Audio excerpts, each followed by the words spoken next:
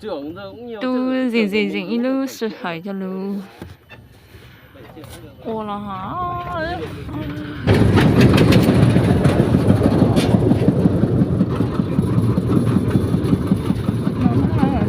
Nó lượn vào để lang co thì nó Sim của anh mới làm được mấy tháng rồi?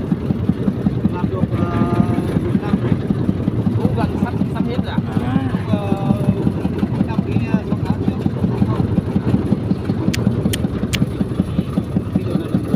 chẳng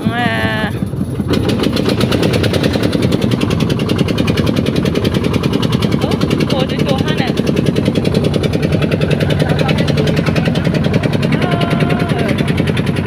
đây nó lóc rồi đây nó lóc rồi làm một thời kỳ nó đó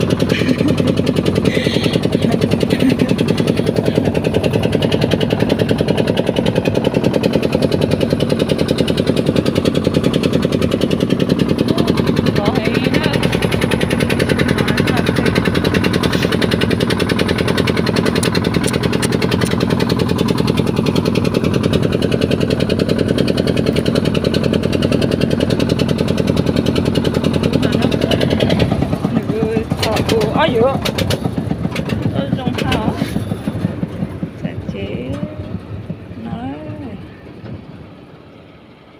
Như anh làm 6 tháng tận triệu 2 á? Không 6 tháng là 600 mấy. Mấy thôi bố? 500 bao nhiêu đấy. Phải lớn có một hành 560. Tưởng anh là 6 tháng 5 triệu 2. Một năm đúng một tháng là 100.000 Hồ Chí Minh sao?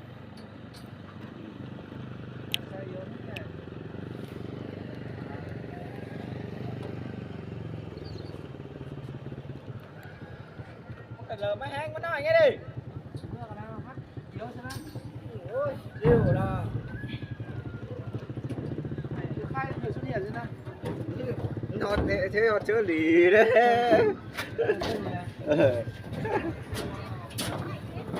Họ chưa lì nó xuất hiện.